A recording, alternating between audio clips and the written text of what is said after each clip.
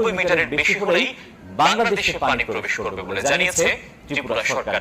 শুধু পানি নয়, বকেয়া বিলের কারণে ভারত চাইলে বাংলাদেশে বিদ্যুৎ দেওয়া বন্ধ করতে পারত বলে মন্তব্য করেছেন ত্রিপুরার বিদ্যুৎ মন্ত্রী।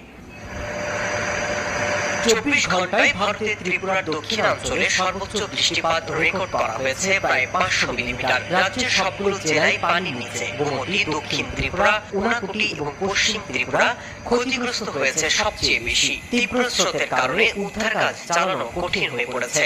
এমন অবস্থায় বন্যা কবলিত এলাকা পরিদর্শন করেছেন রাজ্যের মুখ্যমন্ত্রী মানিক শাহ। এদিকে বাংলাদেশে বন্যার জন্য ভারত দায়ী এমন অভিযোগ অস্বীকার করে সংবাদ সম্মেলন করেছেন ত্রিপুরার বিদ্যুৎ দপ্তরের মন্ত্রী রতন লাল। জানিয়েছে 94 মিটারের বেশি হলে বাংলাদেশে স্বয়ংক্রিয়ভাবে পানি প্রবেশ করবে। এই বিষয়ে কাউকে জানানোর প্রয়োজন মনে করে না রাজ্য সরকার। 94 মিটার পর্যন্ত ধারণ ক্ষমতা, এটা